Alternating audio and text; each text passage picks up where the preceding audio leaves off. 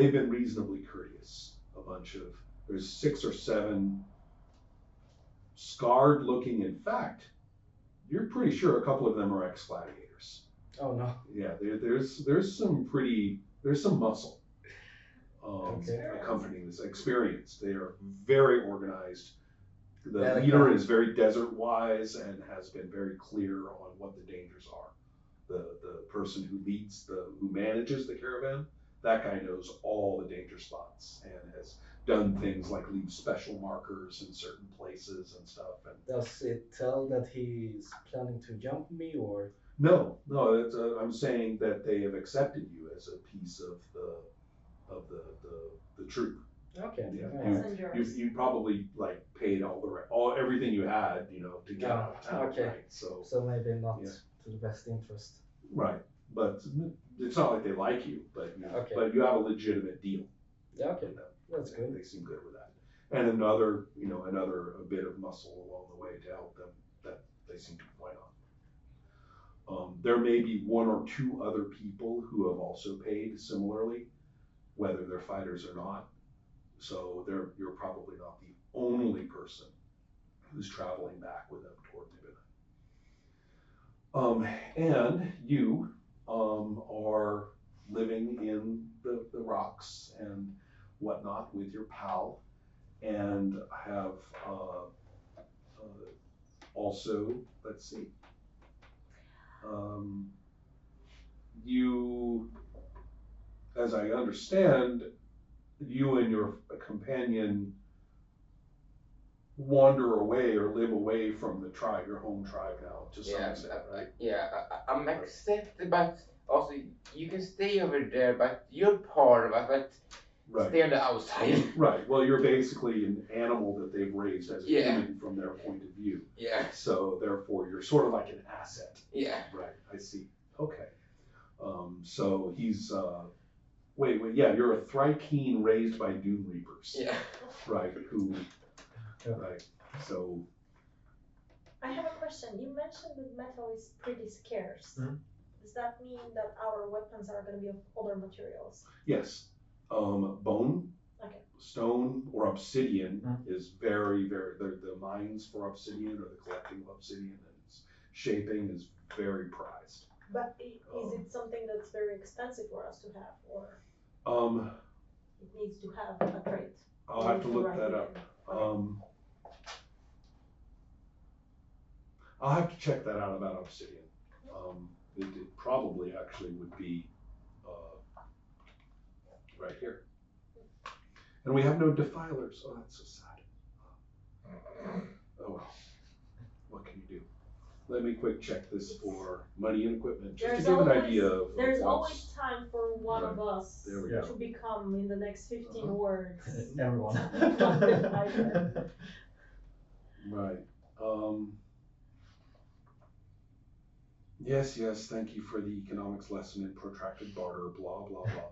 Actually, it's, they using the Dungeons and Dragons system, they had to explain that it's not all handfuls of coins. No. You actually have to contract for stuff, and it's an exchange. So they actually have rules for that. So that's kind of cool. Here we are. Okay. So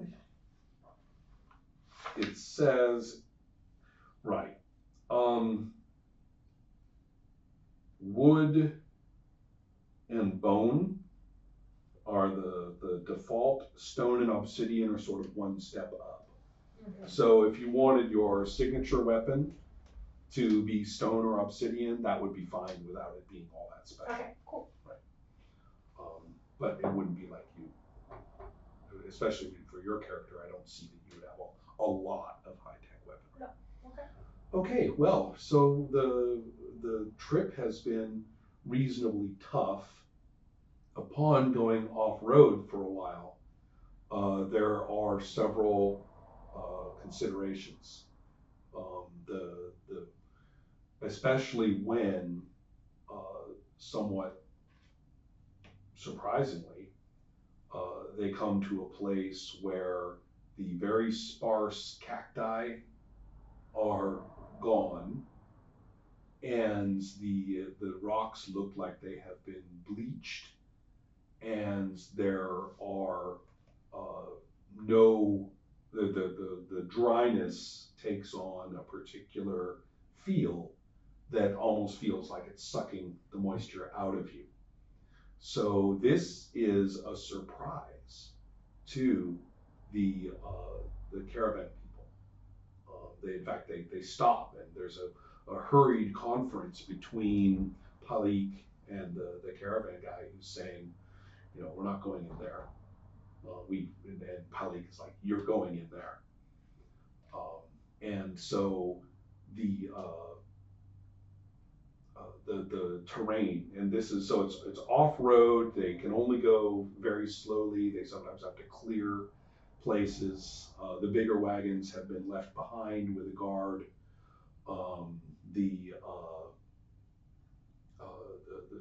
And now, probably on one of the weird two-legged reptilian mounts, for the first time, this woman has come out of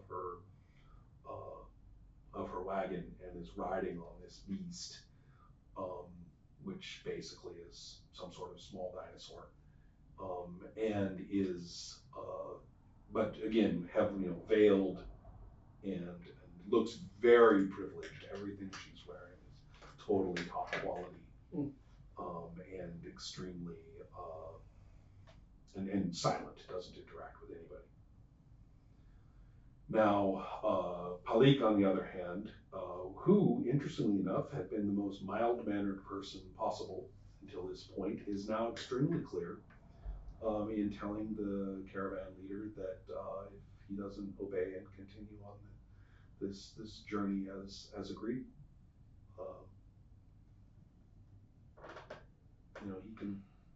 he can desiccate here just as well as anything else can. And so,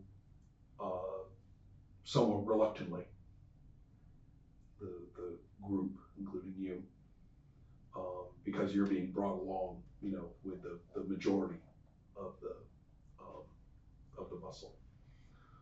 In fact, I will say this: the humans are the ones who are staying behind. The only security or tough people that are being brought along at this time are either elves or half-elves. They have formal half-elves in the rules, but I have decided that there are no formal half-elves. It's just there's just ongoing interbreeding between humans and elves in a kind of ongoing minor way, and so they either live as humans or as elves, and nobody cares. Okay. So, right. So therefore, but upon looking, you say, oh wait, okay, it's the elves who are being brought in. Well, there's a reason. This is very rugged terrain where the elves can function very easily, and the humans would have a much tougher time. And the human stuck. And the weak and old. And so, yeah, I will say they look like a tough nut. Yeah. They seem. I'll wait a few days. Yeah. Okay, so you're lurking. Yeah. We're stalking. And then, in your case, you are now instructed. Your beast does not want to go. This is an area that has been defiled. That's what's happened. Somebody has defiled this area, and and given the dialogue, it's pretty new. That's not, it's not a feature of this spot. And so, there are several things we have to consider. I mean, first of all, it's unhealthy to go in there, and also, your beast doesn't really want to go. I don't really see that as a conflict myself. I mean, they're not refusing. But, can I coax them? Yeah, sure. That's what I'm saying. I'm not seeing that as a dice roll at this point. They're just Depends. sort of showing me that they would rather this is a really there. bad idea. Do we have to go? Right. And so you basically, the question is whether you are out roaming about, and conceivably you may be, right, roaming about, and yeah, that's, if you come upon the other side of that defiled area, that's going to be quite a surprise to you. It sort of blankets or covers the area that would be the best routes to come to for outsiders to get into this territory. So a lot of it is so rugged that people could not go there. Thrykeen might be able to climb around, or some of the other creatures might be able to skulk through the crags and stuff like that, but human-like people just can't get through most of this area. But through the part they can get through, that part has been defiled. And Defiled in what way? that's a special That's mean the for, main- it's the effect of magic. Ah, okay. It basically leaches all the water and life out of the immediate area. Ah, okay. So somebody casts some kind of massive spell here. Is this like a common knowledge? My question is that such an area, if once it happens, I mean, you could go through it, but you have no water, no other life, or sometimes can leech still. Exactly, Still it can spell. still be dangerous. And in this case, the effect is, it's called sun sickness. So as you proceed through there, yes. Can I check if we have the right amount of equipment, like medicine and water? Of course, and that's a good idea. One thing you do know is that even bringing water through this, there's going to be less water in the bag. Experiment with bringing some water. Yeah, there's going to be less water in there than when you brought it in. I mean, it's in like your a own cave? moisture. No, this is an area, good question. I am imagining an area that's more like a rocky canyon, a narrow canyon, or what we would call a gully. And so there's a trail that goes up that isn't right along the bottom, but it's along the edge of the bottom. Okay. And then occasionally it might turn a corner to go up a higher level. And then there's crags that stick up on either side. And so and then it will go up sharply to go up into a larger area. Okay. Right, so it's through there, yeah. Can I check with one of the fighters to see how far this is? That's a good question. To have a distance and see. Let's see. So this guy, he will say, well, they've scouted this area before, so this was planned. This little trip of ours, for whatever any kind of she doesn't really look at her, point at her, or anything like that. Shafra, the noble woman, who seems to be in charge of everything. Okay. She made sure that this area was scouted beforehand. So, but this means the defilement. This is new. We have, he would say, the equivalent of about, I would say, 2 kilometers, maybe less than 2 kilometers to get through this area, but we don't know how far the defilement goes, the actual, this effect. Okay. So we're taking a big risk. Yeah, so I will check with her and say if this is a better, she is the one who talked now, or No, you were talking to one of the guys. Okay. Right. Then I ask her that if it's possible to have one of the guys scout the area for the defilement to see how much supplies will be taken, like investigate how much of the supplies was taken from that water that was experimented on. Yeah. And see how far it is to see if we're left over with some supplies to recover from it. Yeah.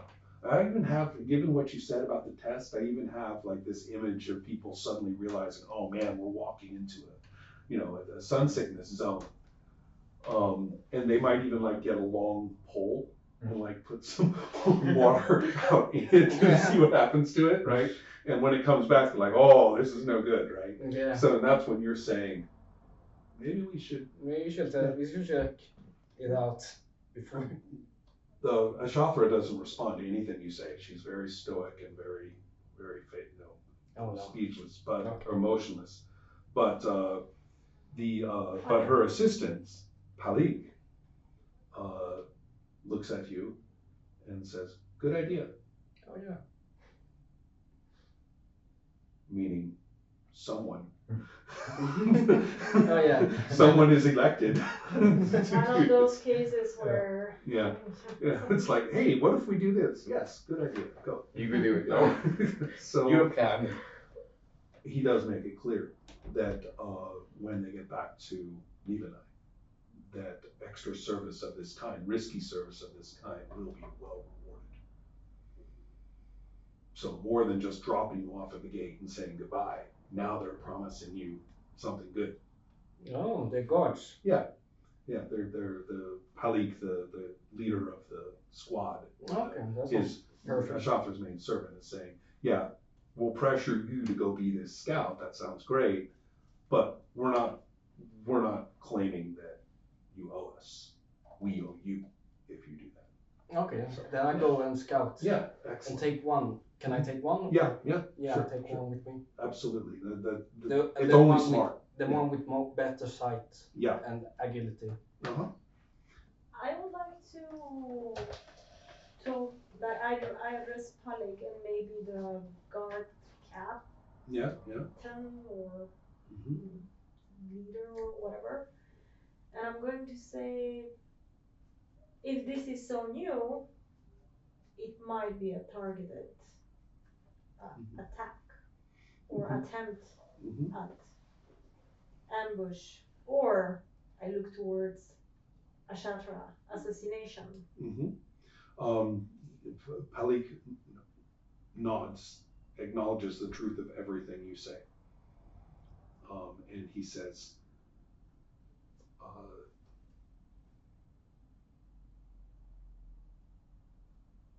as much as you can,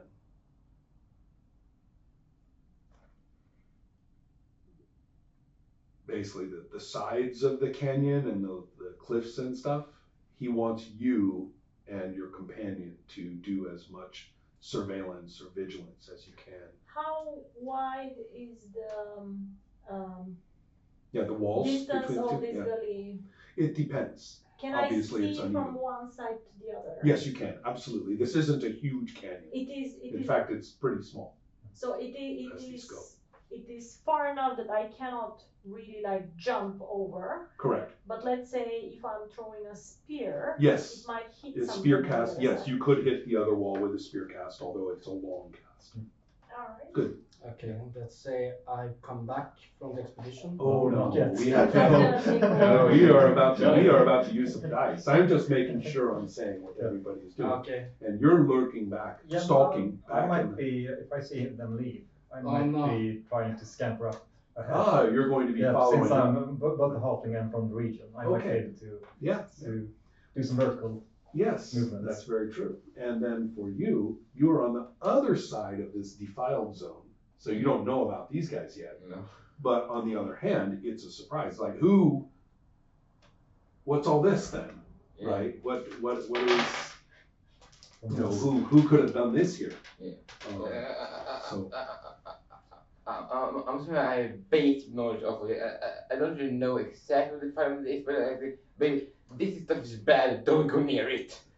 everybody knows that. Yeah. So that is common knowledge. Yeah. That for whatever reasons, even if you're not civilized enough to know about it being magic, scholarly magic, still Don't go near it. these sorts of different kinds of effects of defilement, especially the more severe forms, are known as hazards. They're just known hazards in the world. So the world is so blasted apart that there's all sorts of dreadful zones with different effects. Now let's see how we do with all these things. So for you, we have the debilitating effects of this dangerous environment. But you're an elf, so it's not going to be lethal. You could be weakened and So I'm stunned. still in the zone. Yeah. While you go through the zone to scout ahead, Oh, I You was will thinking be- about going around it, but it's too big. it's too hard, even for an elf. It's Okay. pretty hard. It's you have to be some sort of insect or savage peril. Yeah, to do this. Insect. Yeah, exactly, Or to skunk. do that. And so You need what to be we have. insect or some sort of savage or both. Yeah. Yeah.